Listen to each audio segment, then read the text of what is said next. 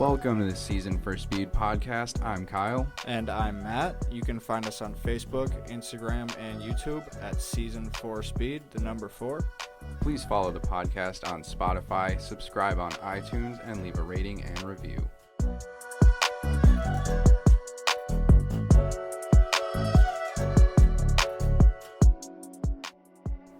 Hey everybody, another snowy week here in Minnesota. We did have some good news though this week. We got into a dealership to drive some of their used cars for the first time. A great friend of the podcast, Justin Mauricio, is a car salesman at this dealership, and he got us in. We want to say a big thank you to him and his general manager for letting us drive these cars and have the opportunity to get into some different types of vehicles we've been able to get into so far. And since we had the snowy week and they were generous enough to let us really just take our pick of their used car lot, we decided to go with a truck episode this week. And we got into some really nice trucks at the dealership. All three are actually still available for sale, and we will have links to all of their listings in our description of the podcast this time too.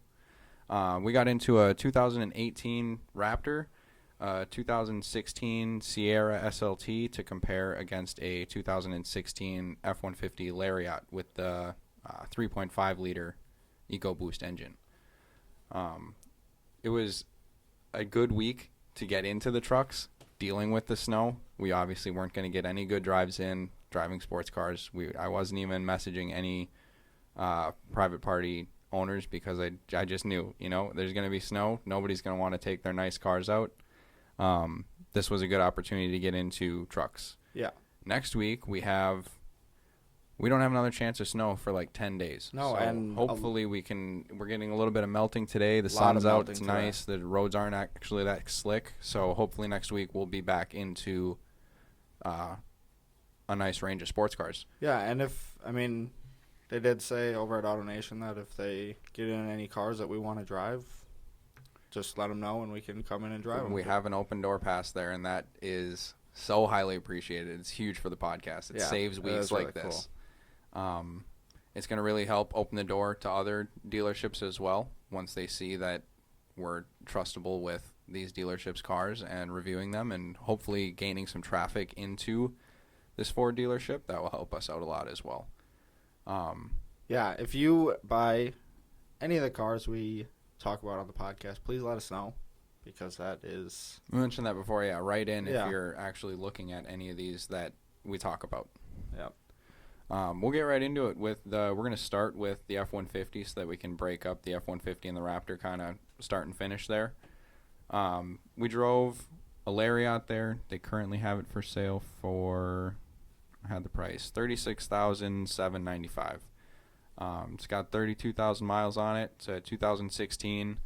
This one actually has the 3.5 liter, not the 2.7, and it has what they call the max trailer tow package, which is the highest in class. It's the best you could get for the time. I think they're up over 13,000 now with this EcoBoost engine, but it's actually has more towing capacity than the 5 liter. It's known to be less reliable than the 5 liter, but it tows more. This has like a 12,200 pound rating for its tow capacity. That's a lot of weight. It's a lot of weight, and it's more than the Chevy that we drove with the 5.3 in it. What, 500 pounds? Didn't you say that one was something like that? 11,000, somewhere in the 11,000s. Yeah. This truck, let's see, it was very clean at the dealership. It looked good. There's no damage to it. None at all. There's no corrosion anywhere with the aluminum body going on. Let's take a look here. This one had the dual moonroof, and that was awesome. That's something that GMC just cannot compete with. They didn't even have a sunroof. And the two trucks we drove were very comparable in the packages that we drove. Comparable in package and price and mileage. These were very apple. But you can obviously package in different things on certain vehicles, so maybe it just didn't have... Finding the right options, yeah. Well, maybe the GMC just didn't have the moonroof, but I think the one that they do offer is not nearly as nice as the one that's in this truck. I think even if you're needing a work truck, to beat on, I still think the moonroof is really cool. I don't think that takes anything away from your your usability as You're a not work truck. putting stuff on the roof. No, Like, you shouldn't be. no, that's why you have a bed. You have a bed. Yeah, Tow a trailer. exactly. Don't put shit on your roof. No. So I think the moonroof is really cool, but we'll get into how that also just kind of plays into pretty much what this F-150 is. I'm going to use the word city truck a lot because that's really where City truck. that's So- just where this kind of falls, was sort of more car-like. You know what I mean?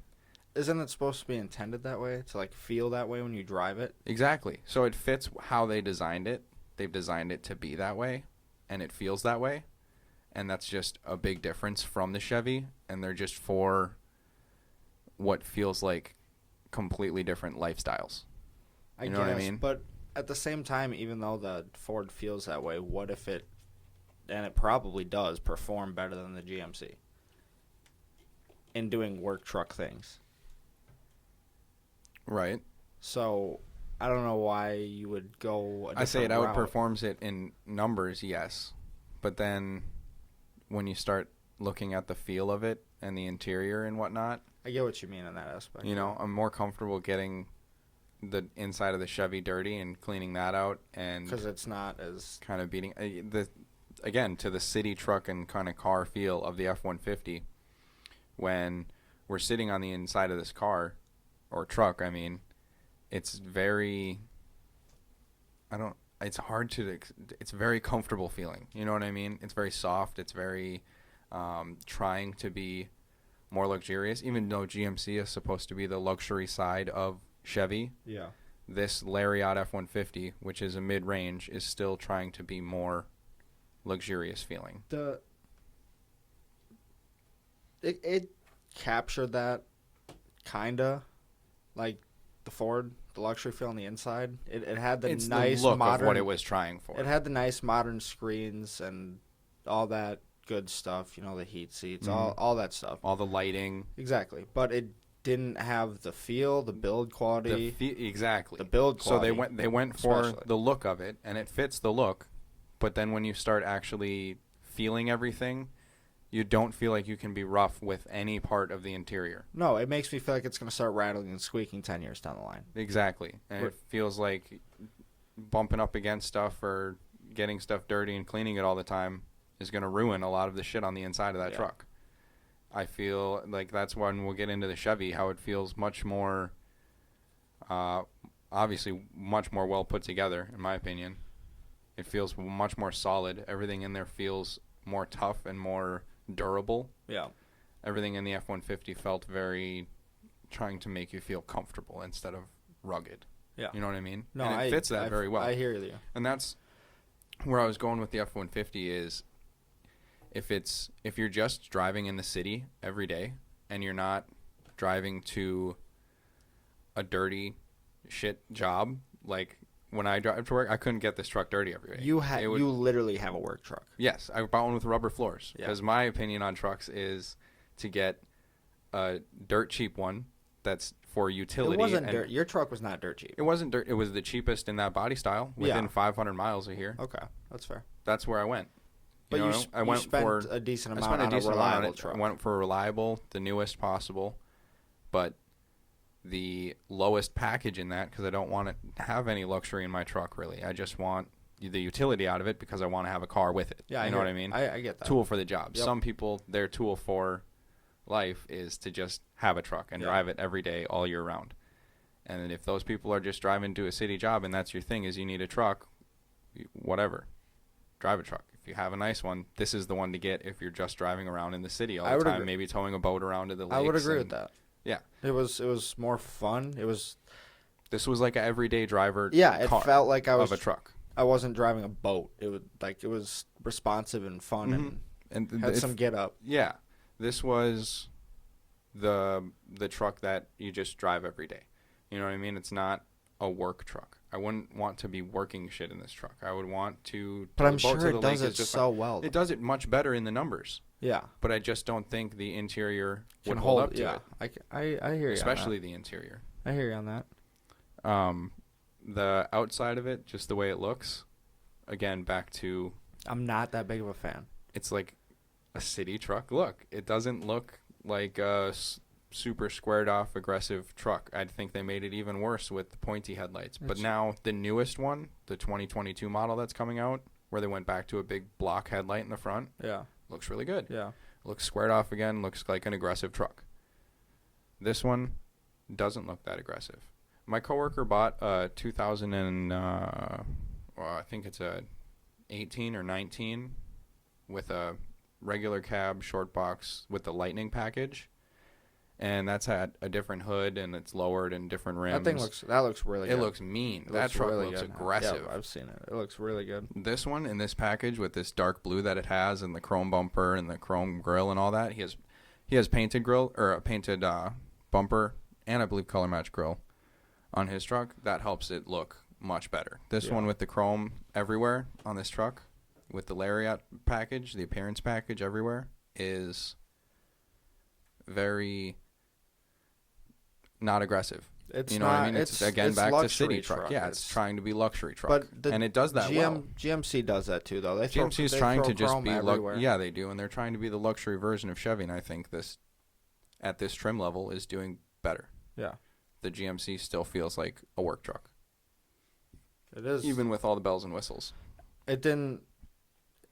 It just I mean, the Ford felt it. Honestly, though, the front seat and like the cabin in the front felt a little more crammed and not as spacious, but the back seats were huge. In the Ford. Right, the front seats massive. in the Ford felt smaller. Yeah. Yes, but the back seats were the biggest things I've ever seen, and the seats fold up, and it's like.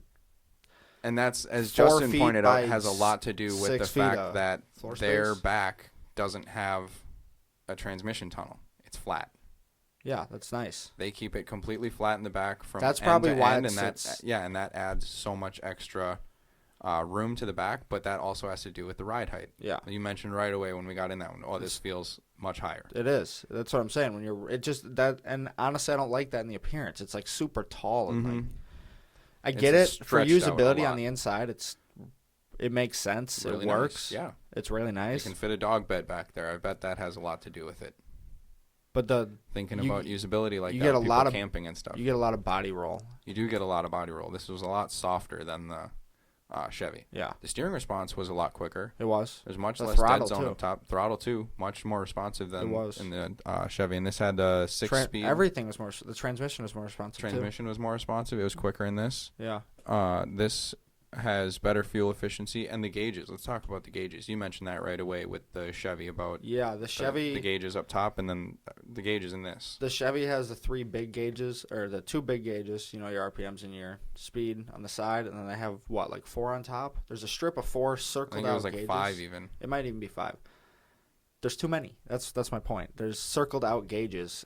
They have their own like chrome circle almost. I don't know if it was chrome or not. Then the F-150 has this digital nice that you can big customize. Screen in the center for their center screen and the gauges. The Chevy had the screen in the middle, but then it had the gauges on the up top and up on the side as extra. And they weren't digital. It was just too much going on. Yep. This, I like that the Ford retains having the analog speedometer and your RPMs. That's nice. Yeah. But then they put this big screen where you can choose what gauges you want to have up top, and they're just 4 of them, and they're integrated nicely. But they're customizable. And they are customizable. That's nice. And then we found you could put a boost gauge on there with the EcoBoost. Why do they give you a boost gauge? Because maybe you're building a truck. Super truck. You don't need that. But you can replace like any of them up top with the boost gauge. You get to choose whatever 4 or 5 you want. Is the EcoBoost motor faster? I feel like it is. I don't know if it's quicker or not. I think the 5.0 is actually faster. Is it? Yeah. Okay. It has more torque, I believe. This thing was pretty quick, though. It was actually decently quick for a truck, and I was surprised. And it doesn't sound too bad. It doesn't sound like a turbocharged V6. No, but honestly. I bet you that's pumped into the speakers. It has to be. There's no way. There's no way around it. Because why do they have that much grumble coming from? You don't. No, there's no. It's impossible. That's not what it sounds like. Should have stood outside of it and listened to it because it's probably silent. I'm sure it is. Yeah. Inside the car though, pumped up for sure. They all are nowadays. All of them. Yep, your Audi, right? You had to replace your speaker, or I don't know. I just pulled the your fuse exhaust, right? When I did my exhaust on the directions, it said to pull the fuse. So it's really, I don't get it. Like, just make the exhaust cool. Right. It's probably emissions. This one, on the inside, I'm not even sure which screen I liked better. this screen was set up nicely. Just individually talking about this F-150, the center infotainment screen. It's done really well. It's set up nice. The buttons are big enough that they're easy to see. It's simple. It was actually responsive. You click on it, it goes to where you want. You can zoom in and out on the map really fast.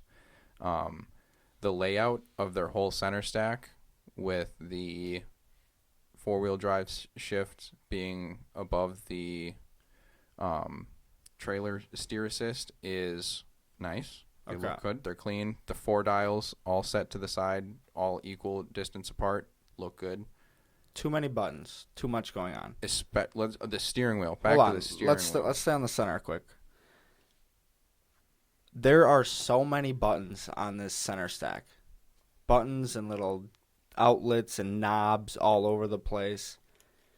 It's a lot. There is a button everywhere. And the screen itself has a million different buttons and options and settings that you can click on. There's just a that ton. you can get to that are redundant with. I like, though, that you can actually change your heat and AC through the screen, but then you have the option of using all the dials at the bottom, redundant. Which is fine. It's fine. Because then if you lose your screen, you still have it. It's fine. But it's just a lot going on. It's a lot of buttons. Now, and it is a lot of buttons because they get rid of that mode for where your air is going. Yeah. And they give you an individual button for the defrost, the face, and the feet. They do, which is cool. Yep. Cool and you can just click whichever one you want. You don't have to click through the mode button. So that adds extra buttons again. Your fan speed is on buttons. They said heated and cooled seats, more buttons. It's all buttons. It's all buttons. Everything's buttons. There's so many buttons. The steering wheel. The steering wheel buttons. You want to talk about the steering wheel? Oh my God. Let's go back and try and find a picture of this steering wheel quick. The steering wheel. Right there. So many buttons. There's at least 10 or 11 buttons on the steering wheel. There's 12 alone below your thumb ones. You know, the thumb buttons are fine. Put your arrows in your phone call and your nav and put those options on it where the thumbs go at 9 and 3. That's fine. But below that, there's 6 on each side. Okay. Well, there's so many buttons on this. The GMC and then did there's a much another, better job. But this on its own is too much. It is. And then even on the other side of the steering wheel, on your left side of the vents and under the vents, you have more switches and shit for your lights and buttons for the adjustable pedals and buttons for the folding mirrors and buttons for the really cool lights that are on the mirrors. This has little floodlights on the corners of the mirrors that you turn on and off from your door by the mirror adjustments. It almost has really bright. It almost has that feel like one of those like race car movies where they hop in and like start the car and then press all these different buttons and switches and knobs and shit before they start and take off. The car can't start until you click 20 of these buttons. It's just ridiculous. It's a lot of buttons. It looks good though. The steering wheel was giant and it's a truck. Yeah, it's a truck. No, but the feel of the steering wheel. I know. That's what I'm saying. How was the feel? School bus. Oh, the squishiness. It was leather on it. I know. Fake feeling. It was squishy though. It was soft. Comfy. You held it was comfy. I think it was softer than the Chevy. It was softer, but I don't even want to talk about the Chevy steering wheel. That was flimsy. I hit a bump and it flexed. Yeah. Okay. But this one, firm. Firm but ugly. Firm but ugly. Firm but ugly. Because of the buttons. If you can option out those side buttons like you talked about below your thumbs, then I'm it's sure fine. that just gets rid of all those options for the truck in general, and then you're not as nice. Not as nice, and you have a bare truck. Then you just gotta deal with it. Then you gotta just deal with what all about these the fucking buttons. Yeah, the squeaky panels on that glove box. That's what we're talking about with the build quality of the interior of this truck. It's only got 30,000 miles on it, and you can touch every interior panel and hear it squeak and rattle and move. It doesn't do it when you drive. Not when you're driving. Driving, it's perfectly silent. When you push but when you push on it, it's Let's talk about their soft touch for a second. That's not soft touch. It's what, draped over the gauge cluster on they try to make the gauge cluster and the top of the radio and the top of the what am I talking about? The glove box. They try to make that leather wrapped. The leather is the shittiest feeling, fake feeling, non-soft leather in existence.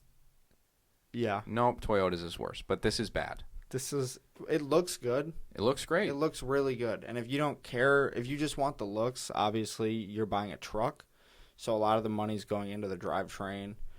But for all these features, they could have, removed a couple buttons and put that money towards some leather. Some over nicer the dash. material. Yeah. Yeah, this truck has hard plastics everywhere on the door.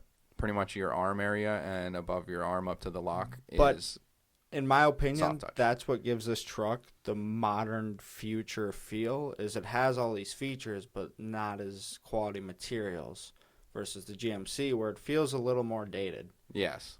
But like the build quality So is like I don't better. want soft touch plastics on my truck door at the bottom. No. I want hard plastics, but Yeah. I don't want plastic that I can literally grab with 2 fingers and flex back and forth because it's so flimsy and fragile and weak. That's what the Ford is. It's thin shit plastic. We have to mention the aluminum body. It's an aluminum body. You're going to deal with corrosion issues in Minnesota. You're going to deal with rust issues with your GMC as well. You just need to get proper protection for them when you buy them, inspect them thoroughly, make sure it hasn't already started, and then just get pretty much cavity waxing and get your you can get undercarriage sprays. The spray and bed liners are good. Get it protected. Yeah. Either way, it's going to be an issue. You can't really repair it on the aluminum body. It has to be replaced. That's where a cost aspect is going to come in if you buy one that is fucked up already.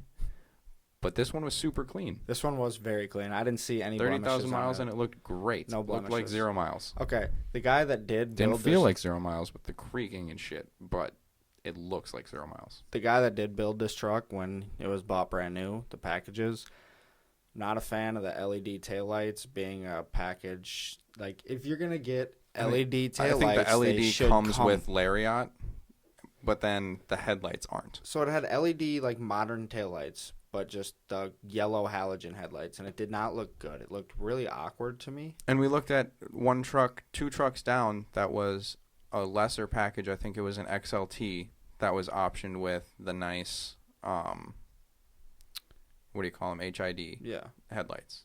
Yeah, and that looked really, I mean, it looks Those look good. so much It's just better. when you turn those them on, it's those help awkward. the Yeah. outside look a lot of this. You could take LED bulbs and throw them in here and it'd be fine. I don't like the LED bulbs inside of a halogen socket. It's better you need than to being- retrofit and get Yeah, your you actual do. HIDs. You do, but it's better than being yellow, I think. You can buy retrofit ones and put it into this, and I would recommend doing it because it's not that expensive. Maybe $300 a light. It's not too bad. Yeah, do that.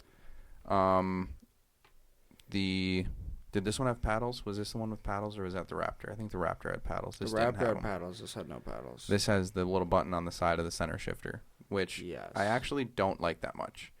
That's another thing that Ford does to make you feel again like maybe this is just a nice city SUV or car, is they put the shifter on the center console.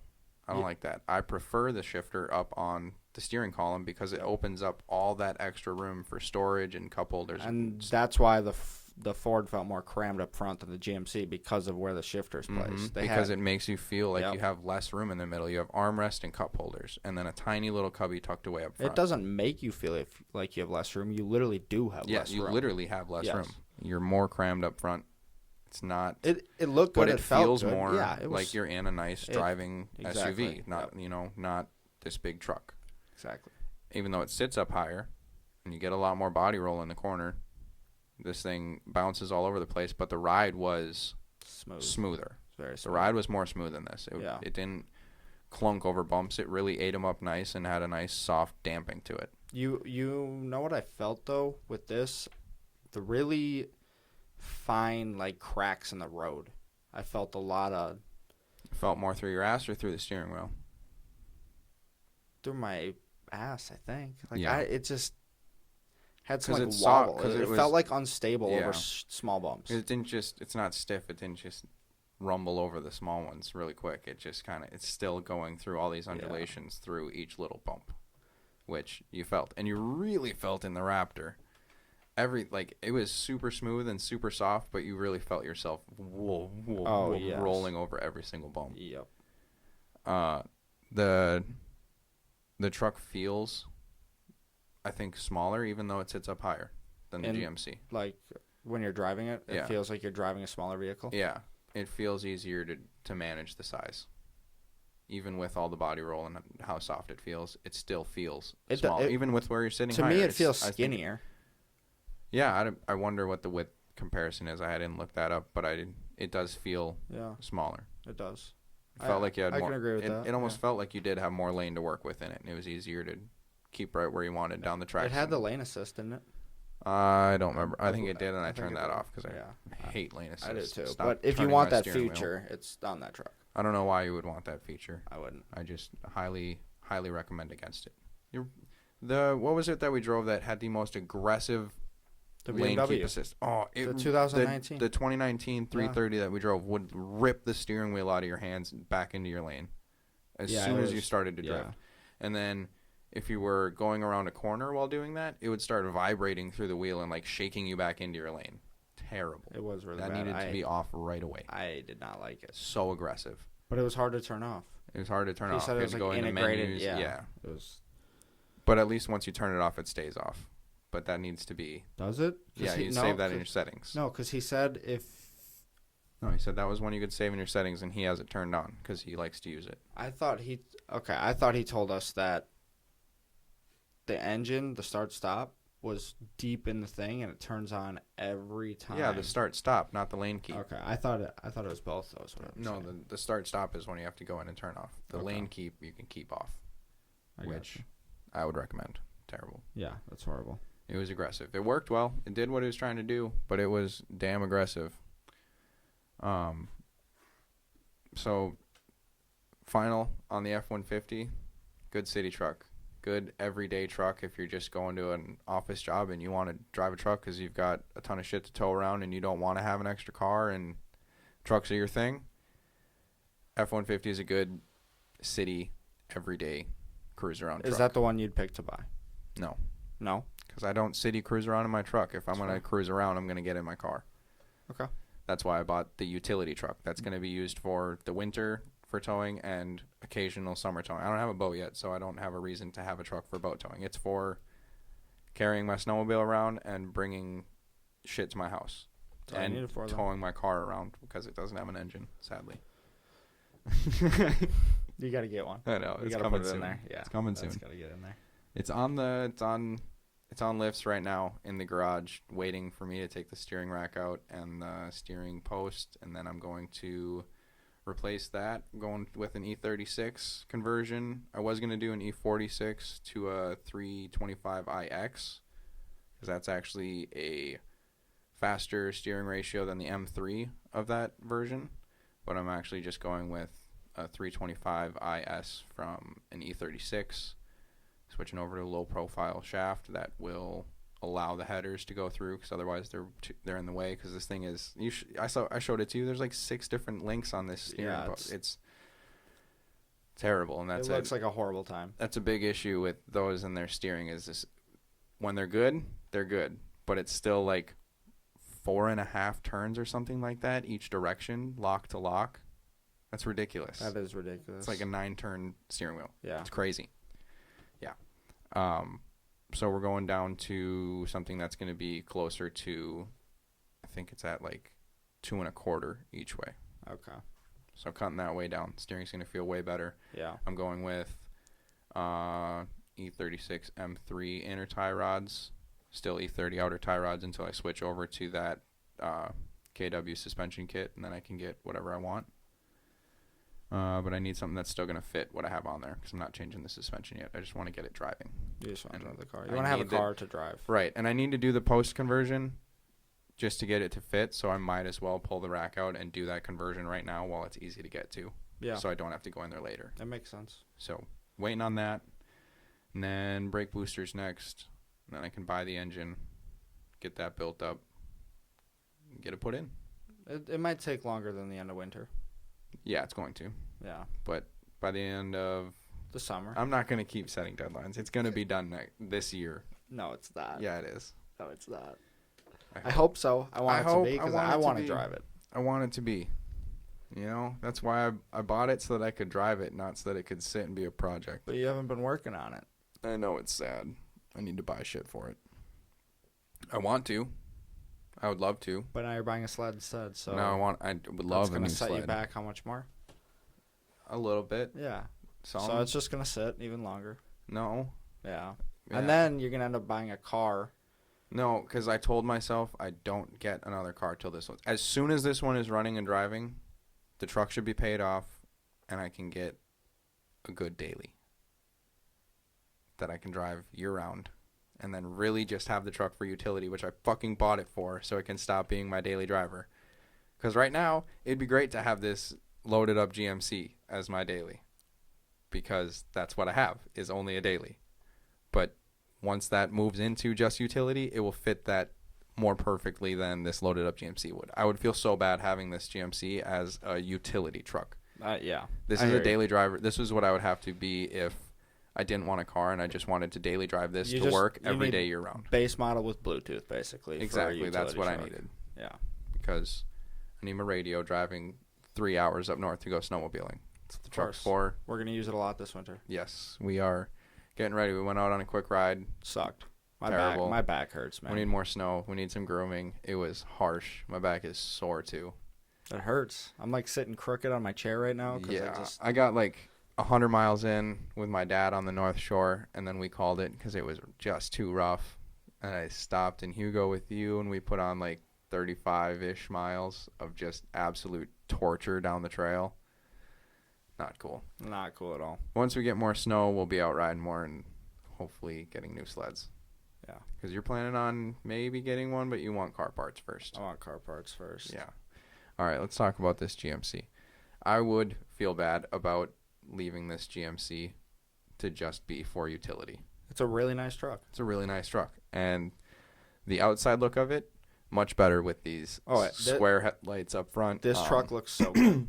These ones look amazing. Yeah. Even though this has the chrome bumper and the chrome grille, not color matched, which color match is an option, but these ones are chrome. Yeah. They did an okay job with it, not making it look too... There's not too much chrome. No. It's not looks too blingy. good. Yeah. And the way that the grille looks with the flat fog lights, good shit. The running boards actually look beefy and durable and usable. The way that they have both of the fenders, the fender and the quarter, same nice little squared flared up, looks nice. Truck looks good. The body lines are good. I like the little indents above the wheel wells, where like it's got that little crease. To make it kind of look wider there. Yep, that looks good. It does look good. The chrome mirror caps and the chrome door handles. The hood fits. The hood fits really well. The hood does fit well. This is what is this? 2016. Yep, same year. Right, so 2014 and 2015 had a less cowled hood. This got a bigger cowl. Looks good. Looks more aggressive. It does. Yeah, I like it. Like my truck, you notice it just has that really small kind of indents on it for those two cowls. Yep. The 2016 for Chevy got two much bigger, more outstated, bigger cowls on them. Makes sense. So they look more aggressive. Yeah, it does. It does look really good. Let's see if we can get a picture of the interior here. It's not okay. Let me start with the color. This color is awful. I don't know who okayed this design. I like which one, the seat or the dash? The steering wheel and the dash and all that stuff on the doors, the door cards. That poo brown. Oh, okay. I'm a fan of the dark brown. Awful. I'm not a fan of the cream. No. The dark brown is good to go. I don't think so. It looks fake. It's not. It's shiny. It's not supposed to be. I don't know. It just does. It feels really good. It feels like better material. The color's awful. This truck in a different color interior for me, I like this truck better. The color's just really, really bad. The truck, the leather feel to it is better. Yes, everything is. I like the color. I like it. I'm a fan of the color. Okay. I like the dark brown. That's why it's opinion based. Yeah. The light wood does not go well with it. The light wood does not go well. The cream does not either. The cream goes awful. I hate when these cream seats are optioned in with this dark brown. But the chrome just looks so bad. The chrome goes horribly with it as well. Yeah, there's nothing on the interior that's chrome. They have the silver. That's what I'm saying. The silver plastic surrounds and everything. Yeah, it's very. They mushed it together. Somebody let a 12-year-old design the interior of this car, the colors. Yeah, and then back to these gauges here. Now that we're on a picture of this, so they have 4 gauges up top, all chrome surrounded, and then the small little screen in between the gauges. Awful. The customized, really bad. I can't even say the word. Customability. Is that the right word? I don't think. The custom. Yeah, that's the right word. Now you're throwing me off. Okay, well, being able to customize the gauges on the F-150 was really nice. Yeah, I'm not really a fan of digital gauge clusters, but when they still have the tach and odometer, I like it. Well, and they were subtle. Or They were like tach and out of the speedometer, way. sorry. These are chrome outlined, bigger. Like 2 of them are bigger than the screen that's there, and there's 4. Yeah, It's bad. it's a lot, and they just don't look nice. No, they Same don't. shit in my truck. It's too much. But yours aren't chrome outlined, but it still looks like not good. Yeah, no. Now, beyond that, and I said this when we were in the truck, the center dash and everything looks really good. There's not as many buttons. Far less. Even though they do have buttons individually for all of your different fan options, like the F-150 did, they still have far fewer buttons. More, they have the same amount of dials that still control the same amount of shit. You still have most of the options in here minus cooled seats. The heated steering wheel button is a small button on the steering wheel where they don't have a billion buttons. Yeah, They have the steering wheel. Okay, let me talk about the steering wheel quick. It's ugly. It makes me feel like, I said this when we were in the truck too, it makes me feel like I'm in a terrain. It doesn't feel special. For as much chrome inlay and luxury as they're trying to throw out this truck, they should change it. You know what I mean? Yeah, they still put that same square chrome around the GMC in the center of it. The 4-spoke. Yep. Yeah. Which 4-spoke, I like the 4 spokes in a truck. The actual shape of it is nice, but the design of how they laid things out on there, it's not the best. I don't like but all the chrome inlay. The thumb buttons is better. It is much way better without, way better. because then they put 2 little buttons for your 4. radio, or 4 buttons for your radio and volume controls on the back side for your fingers, your pointer fingers to control instead of your thumbs. They're hidden, much better, smaller, better design. The actual buttons of pushing buttons in this truck feels like much more of a click. The thin plastics really show themselves again in all of the switch gear in the Ford. Yeah. Everything felt very chintzy and not solid, not really put in there well. No, the build, that goes back to the build quality. Yeah, the build quality in much this is better in even this. like even the flaps covering all of the different plugins that you get in the front of the Chevy, which by the way are in a better location, being down low, so that if you have all your cords and shit, they're not running from the middle of your center stack where that plug-in was all the way down in your center console where you're going to be setting whatever you have plugged in anyways. I would rather have the plugins down at the bottom and run up to something if you have it connected in the vent. But if it's for phone charging and shit, you have your phone down in the bottom. You want all your cords in the bottom. This one had It's the a good wireless location. charger package in. Right, on top of the center console, and Yeah. that was really nice. It was really cool. And it fits an iPhone 6s Plus, right? Yep, the big It's one. wide enough for the big one.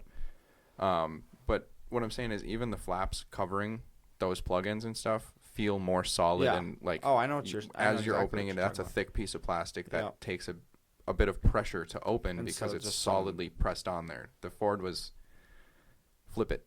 Mm-hmm. You know, it's just a chintzy little thin plastic piece that just feels like tinny and shit. And here's the thing though, when you get these trucks are both the same year.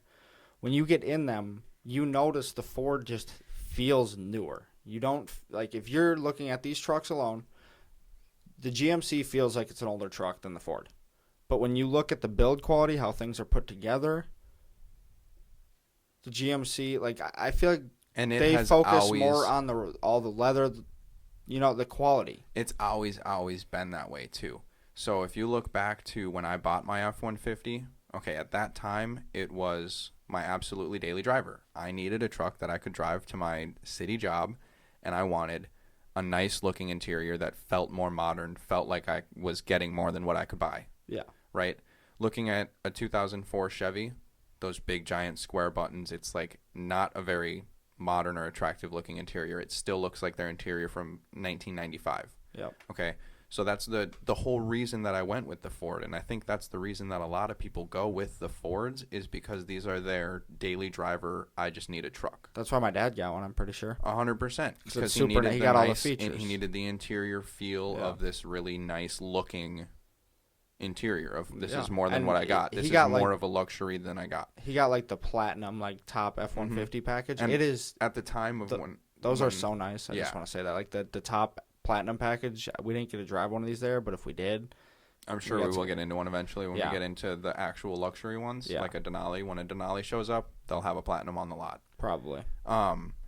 But right when I bought my Ford, it was 100% for this interior looks and feels more modern than the Chevy. Again, the Chevy with those slanted headlights on those '04 models looks more aggressive, looks more truck-like, has the big cowl hood. The F-150 looked soft. Those big round headlights, the soft hood with no real cowl to it at all, the soft body lines down the side. It was a nice city truck and had, at the time, the Lariat package was the second highest behind the King Ranch. They didn't have the Limited or the Platinum yet. I think FX4 was also above it, but that was a little bit more off-roading based kind of package. So Lariat was one of their top luxury packages, and that's what I needed, was to feel more luxurious in the truck. And they did it so much better than the top version of the Chevy, and it still does it better than the top version of the Chevy. They're always ahead in looking and feeling better. The Denali's are... The Denali's are nice, but it looks like this. It does. There's a little bit more leather, but it still looks exactly like this. The look of the Ford has always been so much better. I really, really dislike all the chrome inlay in this truck. I don't know if that's a feature you can option out of the higher packages, or option to like a black or something. A different wood trim too. A wood trim, but the chrome inlay is just way too much in the center there for me in this. It's just, this color scheme does not go together well. Because they put this light cream inside the door into like a two-tone of all the doors as well, coming right up to that wood trim and the dark brown. It doesn't mix. It doesn't match well. I like the giant side trays in the center console. That is very cool. I have those in my truck too, and they work. Or no, I have like a tray next to my four-wheel drive shift on the bottom. It's nice to have those trays down below. What I like about this center console is you don't have that shifter. This is back up on the column. All Chevys are that way. You can't option one to be in the center console. Yeah. Because they have these giant center stacks that you have this cup holder is movable back and forth to any spot you want. Then you have this giant tray underneath, 2 spots for your phone to sit. You have the wireless charger up on the center console. It's meant to be holding more shit. The glove box is huge too. You have the top and the bottom to open up. Yep. Yeah. You have 2 different glove boxes. It's giant. The storage in the doors is pretty huge too. The top part of the glove box only opens like halfway. Yep, it goes flat out. Yeah. So like if you're a taller person getting in there, you got to kind of like lean back and tip sideways. Yeah. It's just a little tray that's in there, and it's not that big. No, I know. It's extra storage. It should have went out. It should go up a little bit higher. I suppose. For usability. To open all the way up. Usability, yeah. I like the dials that they have on the center for the heat and AC control, with having it being... I like having a button for the fan if there's not too many fan options. This has a dial for the fan. Great, because there's like 14 options for the fan. This has a dial for the temperature, which has a digital readout for the temp. Which is That's pretty nice. cool. It's really nice. It adds to it a little bit. Like you were saying, you were bitching about the ambient lighting the whole time we were driving this. The biggest drawback for this truck for me, besides the interior, is the ambient lighting and how it has absolutely none. I understand you can put it in from Amazon, super easy. You just buy a strip and throw it in there. It's the same deal, right? Right. I get it. But the fact that I'm spending this much money on this luxury truck, and you can't put some lights in here so I can see my feet or something? Like, come on, man. Ford says they're set up really nice. It does. Like, you again, can even back change to the looks you can change of it. the color. You change the colors and shit, and it's all through the center console and in the This doesn't have a single dash. nightlight in it anywhere. No. Not even by your feet, not by the doors, nothing. No, you just get all the red lights from everything. It's a lot of red. I'm a fan of orange. Red is a lot. There's a lot of red in this truck. I didn't realize that ambient lighting was such a big deal for me until I got in a vehicle without it. In something that's that new, Yeah, exactly. And you're wanting to feel new. But then back to what this truck is more for is someone who's driving to a job where they're going to get their truck dirty every day and probably beat on it a little bit harder. Well, because it feels a little bit more beefy. It does. Even though it actually has, even with the 5.3, which is the bigger V8 that you can get a 4.8 in this. The 5.3 is still only like 11,700 pounds for towing. Which is still a lot. It's still a lot, 500 but it's pounds less than the F-150. It's still a lot. It's still very usable for everything you're going to need to do with it. Compared to the V8 F-150, though, it's more, isn't it? I think it is more. Yeah, the V8 is like 11,200 in. So if you want a V8 truck, Which And the you're towing heavy V8 stuff. F-150 is supposed to be far more reliable. Is it? If you have a turbo go out on your Oh, yeah. twin turbo EcoBoost engine, it's over $2,000, and they're known for turbo failure if you're not religious with your oil changes. Religious with your oil changes on that truck with proper fluids. If you're not, they blow. They don't get properly lubricated. And that's an issue. It's expensive. That's why I would not personally buy an EcoBoost. I would go for the 5-liter, but this truck gets much better gas mileage than the 5.3 in the Chevy. Much better gas mileage than the 5.0. Yeah. It actually has better towing performance. It's, in all terms, the better engine to get if reliability is not an issue. If you're getting like a Ford plan for maintenance and stuff, you're probably Better off with going this to be one. fine with the 3 or the 3.5. Yeah, And honestly, it drove pretty remarkable. it did. It drove really It was good a for better truck. driving experience than the GMC, for sure. The driving in this truck, it all feels Like a truck. much more stiff, like a truck. You feel Mhm. the bumps, you feel the back moving around more. It feels Non-responsive. yeah, it feels heavier, bigger. The steering is really wishy in the middle, but then, you're getting less body roll because everything is nice and tight, Yep. which was nice, but that doesn't really fucking matter in a truck. It was the feeling tight does. That matters. I like that Oh, better. I most like it certainly. feeling like a truck more, Yep. kind of. I don't know. In certain scenarios, I liked the feel of the Ford driving when we were just cruising. It felt nice to just be in a nice, soft, plush truck. Honestly, though, the wasn't- GMC rode plush though, because as we talked about, the seats in the GMC were much more plush and The soft. seats, yeah, it and was much softer. truck feeling, like you're riding But on the a actual cloud. suspension of it, you felt more clunk, clunk, clunk Yeah, going over the bumps But and the shit. Ford had the nice soft suspension, but the seats were more like bolstery and kind of held you in Stiff there. and Yeah, the seats were not as good. they weren't bad. No, They were not bad. They were more of more truck seats in the Chevy. These Yeah. big, plush, flat feeling. And they were super comfy. They were very comfortable, good feeling seats. And back to the shifter, you feel like you have a ton of room in the Yeah. front of the Oh, Chevy, yeah. but then in the back where you have that transmission tunnel, and because the truck sits lower, You don't have as much room. you end up with less room in the back, Yep. and it feels more cramped even when you're in a same size I truck. will say though, just sitting there, you're not cramped back there. You got a lot of space. No, there's still a lot of space. It just is smaller than the Ford. You could live in the Ford space. Yeah, it's huge. big. Throw Big a and bed back flat, there and go yeah. camping, and you don't need to bring anything that's Exactly. it's big. Well, you'd have to be really short to sleep back there, Curl up. You're fine. You're camping. You can curl. I suppose. If you want to go that route, you could. It's doable. The Chevy, when you're actually driving it, it does feel bigger. You're sitting lower, but you still feel bigger. You know what I mean? Yeah. And we only drove these not too far, like maybe 10, 15 miles each, but I drive basically the same truck every day. It feels bigger, feels bigger than it is. I'm more of a fan of the looks of this truck. I'm more a fan of the usability and durability of this truck for what would fit me.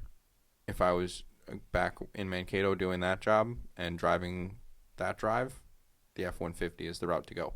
Yep. If a truck is what you need every day. So they both have things they do very well. It just comes down to what are you looking for. They fit completely different aspects in completely But they different ways. both do all But they both aspects do well. right. They do the truck thing very well in very different ways. Yes. And I think GMC trying to be the luxury version and still keeping the same looking interior as the Chevy That's a problem. doesn't do it. No, it doesn't. I don't know why they don't change more. They add different lighting and different screens, and that's it. They should be adding a different gauge cluster layout. They should be adding a different center console layout. They should be adding a different center stack They with should the make it a switchgear. different truck, basically. It's fine to be on the same body and Yeah. be on all the same suspension and everything underneath, drivetrain, everything. That's fine. But your interior needs to be different. If I you're wanna trying to be the luxury feel like I'm in a GMC feel like you're in luxury. without having to look at the steering wheel to know it. Exactly. This still just feels like a Chevy. Yeah. The Ford, as you go through, is just more But modern feeling of a truck. Ford doesn't have that sub brand that makes that truck though. So when we sit here and bash GMC for trying to do Right, they have Lincoln, which actually we can talk about that. Made the Mark V, which was they did, but they don't have a 2016. No, they don't. They're not doing it anymore because it was a failure. Yeah, because it was horrible. the exact same truck as the F-150, the exact same interior, the exact same truck. Just So with the the fact, Lincoln badge, so it was trash. now if we look at it like that, we kind of have to applaud GMC for somehow finding its own lane. When Ford, You just like with the pay truck, more. You're paying more for a GMC for to no just reason. get the same No options reason, that you yes. could just option in on a Chevy. Yeah. Like, yes, these are standard options that just come with the truck more often than with a Chevy. You have to option them in. Of course. Just pay more and get the optioned up Chevy than getting a GMC because that premium price tag comes through on the exact same parts that you order. If you're calling GMC to order parts for this, they cost more than if you're calling Chevy.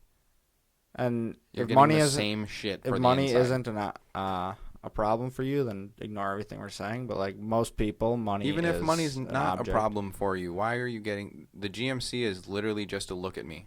No, Look at me, I got exactly. the That's rich what I'm version. saying. Exactly. You don't need to show that off all the time. No, but Get the truck that makes some more people sense. like to. So Pay less for the Chevy and get more options. it's also about what's available, though. If there is no Chevy with those options available, and there's a GMC there that maybe That's true, costs 'cause you then they're $3 just grand there. more, and you're just like, okay, I need it, then you got to do it. So there are other variables, but you're not wrong. If you can option all that stuff in on the Chevy, stop paying an extra $5,000 for badges or more. I'm going for exactly. Out of these two trucks, it would have to be. Again, that's not. Neither of these fit me because I'm not doing that. But if I were to say which one's going to be a better everyday truck for somebody, probably the Ford. The Ford's a better everyday truck. But if you need a utility truck and you're using it to go up north and tow, I'm going to take the GMC. Yeah, if you're doing more utility shit and you're going to beat on it more. Not because the Ford can't handle it, but I just feel like this will handle it better. I feel like it's going to hold up better over time. Yep, exactly. Just the feel of everything on Yeah. the inside and how beefy it's everything more is solid. on the The outside. build quality just feels better. It just feels much better. That build quality even carries over to the Raptor that we drove. The very first vehicle, can we just give another giant thank you to Justin and the general manager over at the White Bear Lake Ford dealership for allowing us to, the very first vehicle that we got into at the first dealership is a truck that's currently for sale for $56,000, a 2018 very loaded out Raptor. Yeah. This truck is awesome. This thing was sweet. This truck, we'll just start by saying where I fell on this truck, which was if you're not using it for exactly what the truck is meant for, it's way too much money for the truck. But if you're buying it, okay. I'm going to point out the one other big flaw is that the inside of the truck is the exact same as the F-150. just with more options and a little bit nicer because it's a little bit A newer. little bit nicer, but all the plastic, leather, everything. The build quality, The exact same. still the exact same. Besides that, this truck was awesome. Yeah, let's just start at the outside. This is how Ford fixes their mute looking city truck and makes it amazing. Is they widen the shit out of it and add this different bumper with open grill slots in both sides near the tires. Some beefy ass tires. I don't like the giant Ford across the grill. I don't hate it. I'd be fine with those just being squares like people do. I don't like hate that. it. I don't hate It's it. not the worst, but I'm not a giant fan of it. The giant cowled hood helps a lot. Yes. Flared fenders all the way around helps a lot. This truck looks aggressive as hell. It really does. I think it had like 16-inch wheels on it with some giant balloon tires. Yep. It looks aggressive. If you go around. Just look in the wheel well, you see the big Fox shock. Yep, and that's really cool. You go to the back and you've got really some giant pipes for your dual exhaust. You got the giant Ford again across the back. Overkill. The Ford. Okay, see, let's talk about that for a minute. This whole trend of these truck companies putting these words Dodge is across doing the it, back. Chevy's No, doing it. okay, All of them that's do what I it. want to talk Toyota. about though. The Dodge is the worst thing I've ever seen in my life. They take these big blocky chrome letters and slap them on the back of their nicest truck. Ram. And they're like, hey, You got a Ram. you got a Ram. Here's a Ram. Now, I don't know if you know. You work at a Ram. body shop, though. If you have to replace those letters for whatever reason, how much do they cost? Do you have any idea? No idea. Usually, like on the Fords, it's its own giant panel that you replace. It clips in. I don't know about the Dodges. We haven't had any. I'd imagine it's not cheap. Probably not. It's probably hundreds of dollars. I'd For imagine these I'd imagine this giant one on the Ford letters. here Oh is 600. I mean, But it's see, huge. That's the best looking one of them all. Yeah, it does as look far good because as- it's all yes. grayed out, and then they Yep. put the blacked out badges for the F-150 and the Raptor, and it matches the black fender flares and And the trunk actually has some lines. And this that one looks- actually has what I usually don't like about Raptors is how thin and like off-road and built not bought kind of looking fucking running boards that it has. This has some giant flat usable graded running boards Yeah. that actually look really good on it too. The outside of the vehicle, it's a winner. It gets everything done for you that you need. It's aggressive as hell. It is. It looks exactly like what you're getting into. You go into the interior, the seats were, I mean, they were fairly bolstered around your lower back for being a truck seat, and it wasn't uncomfortable. It was a decently plush seat. I liked them much better than the other F-150 seats that we were in. It was more comfortable. They're bigger and softer. The coolest part about the interior of this truck, in my opinion, was the carbon inlay. Yeah, the carbon fiber that they put It everywhere looked- was actually pretty cool. It the- looks very fake and it's- shiny, but It is a fake carbon. I think it looks good, though. For being a fake carbon fiber, it looks pretty yeah, good. it doesn't look bad. They put it in good spots. That's they didn't exactly. overkill They with put it it in on really good every spots. last trim piece because there's still chrome trim around all the square sections to make all of those shapes still stand out as Yep. the same shape and everything where they carry that through. And then the carbon they just put on like the little door panels, the little center console shift shift knob. knob. They put it on the center console sliding door for the front little area for storage. Why is the shift knob so bulky? Shift knob is huge. Like as big as it's like a baseball. It takes up more room than the cup holders. Like this thing is gigantic. It is. There's no It's- need for that. No need for that. Again, with the center shift knob, not liking it. Takes up all the room in the center. It looks you good in still carbon, feel, though. You still feel pretty cramped up front in this thing, even though it's absolutely fucking huge. Okay. The one thing that bugged me was, again, the steering wheel is the exact same. All these crazy buttons. Except this has more. It has more buttons, but more buttons. But why couldn't they take like the center part of the steering wheel and put like Raptor across the front? You know what I mean? Make you feel like you're in a Raptor. Well, this one it has. I liked the cutouts on the steering wheel. Like this was a much bigger, beefier steering Yeah. wheel, and it had nice cutouts. Like Paddle it shifters. looks sport. It looks sporty because it has those thumb slots in it right here. Yep, I know what you're talking about. Yeah, the paddle shifters were actually nice. It was actually a decently, I'm not going to say fast paddle shift response. When you're just driving the truck, the shifts were quick. It would get to the next gear really fast. Yeah.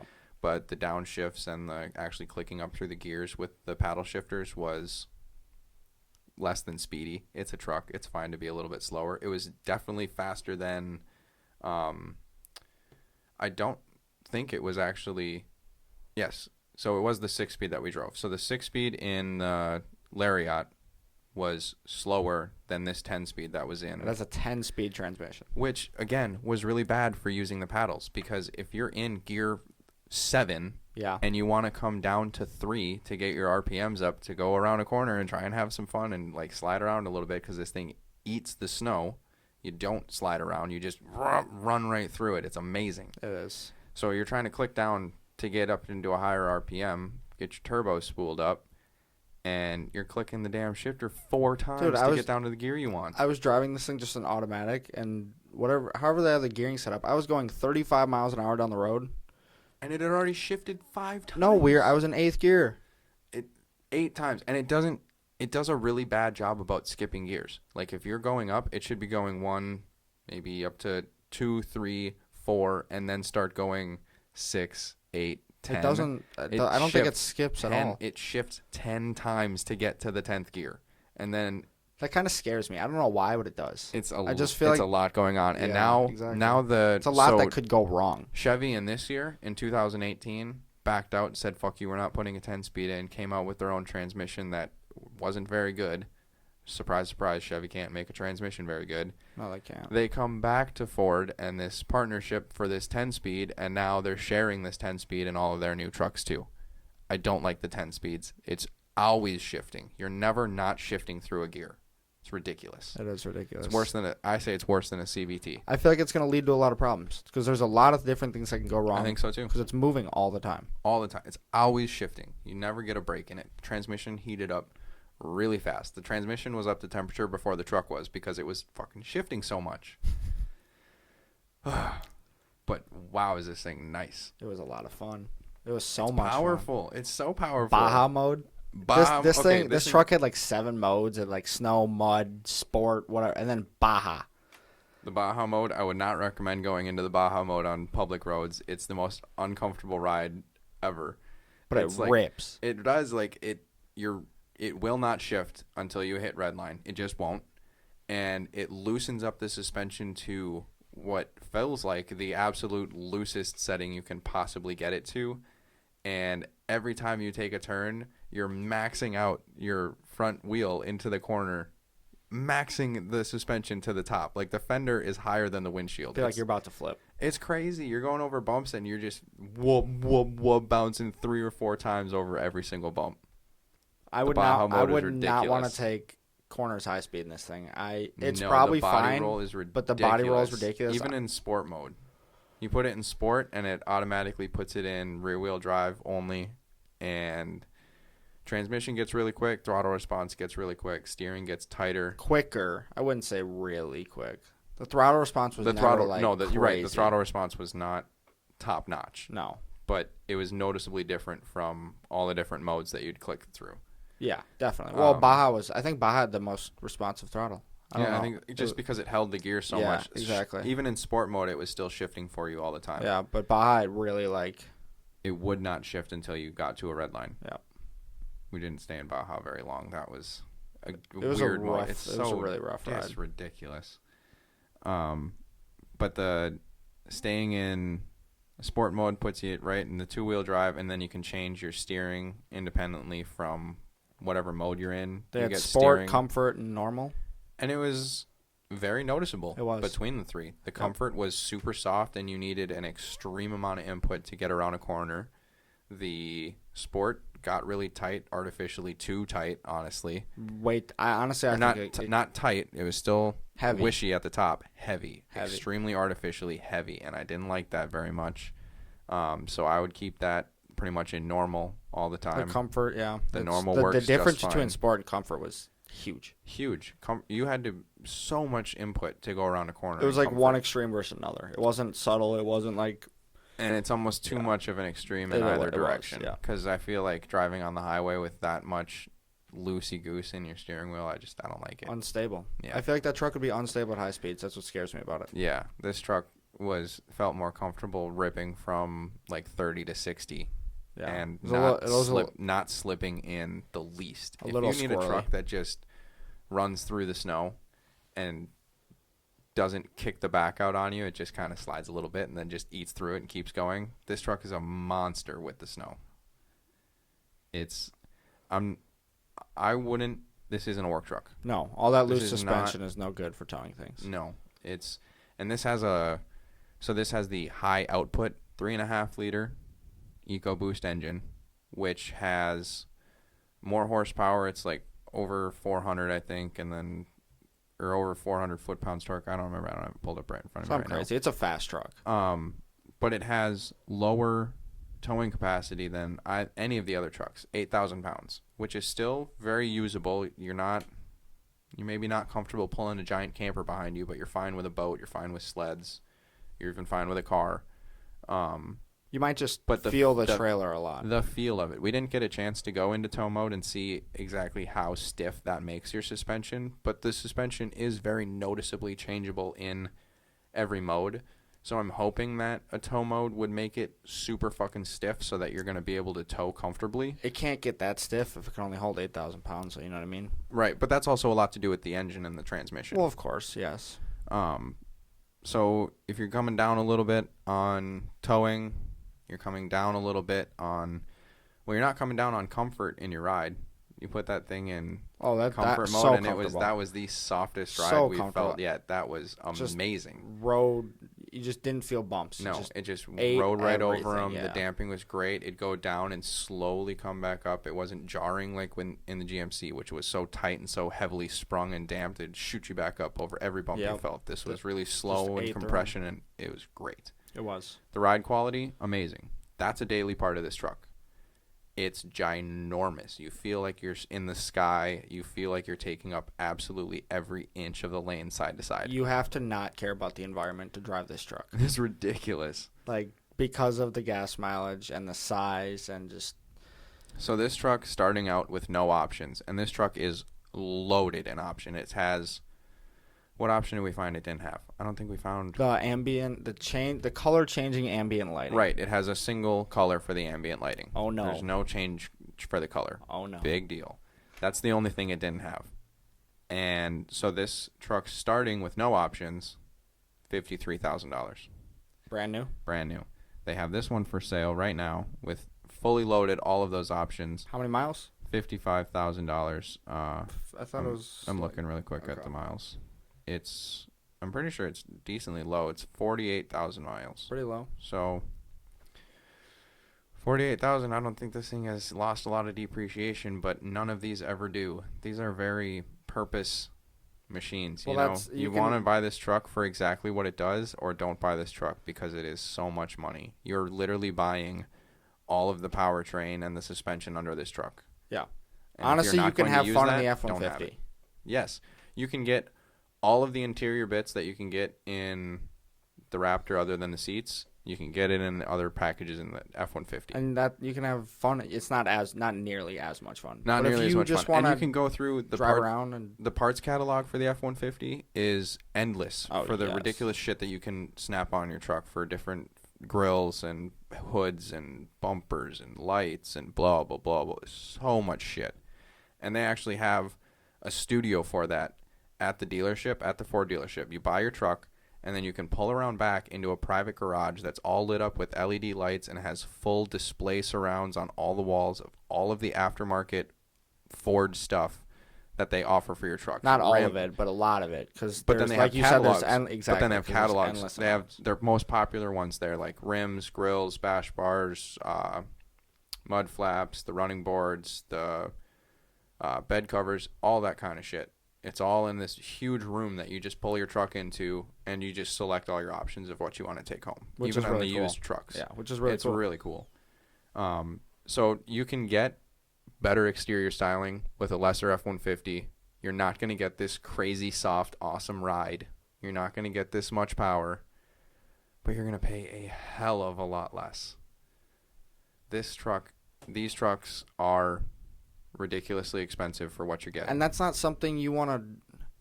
I mean, I guess if you buy that truck and you drive it the way it's intended, you are beating on it, but I wouldn't want to use it as a work truck and throw, like, gravel in the back of it and shit. Like, no, again, because this goes back to the interior of looking all nice and fancy and new. And that just feels like, it's okay to go rip that around and be in a nice, cushy environment on the inside. But I don't want to get that dirty on the inside, Beat on the outside, fine. It looks rugged, no problem. Inside, it's still like Justin was saying to us. The Raptor is a Platinum on the inside and a Raptor on the outside. Yeah. I don't want to get into a Platinum dirty every day. I don't think this is anywhere near a dailyable work truck. It's a dailyable truck, just not a work truck. Exactly. It can do work. If you just poop money and you want to buy it for a work truck, whatever. You do what you want.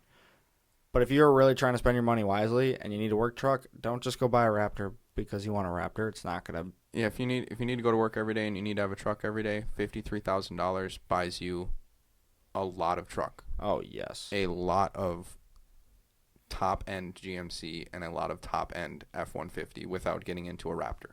Yeah. You're getting all of the usability without all of the show and the play. If you're not using the show and the play, it's not worth the money. You could probably get a brand new base model Chevy or F-150 for 53. Oh, easily. Yeah. You can get loaded up for 53. Yeah, brand new. Yeah. If you're going for, like I said, if you're actually using it, the money is worth it because it is a riot to drive. It's so much fun. Oh, yes. This thing is, it's for being a truck, like, it's ridiculous. It was so much fun. It made you smile every time you change the mode, and like the truck completely changes attitude in every mode. It you sounded go into. really good too. It did sound, I'm sure, again, Pumped piped in, through yes, the of speakers, course. but it sounds great. You don't lose. Everyone's mad that it went away from the V8 and back into this EcoBoost. Why? You get more power, you get a cool turbo spooling noise, and the exhaust doesn't sound bad.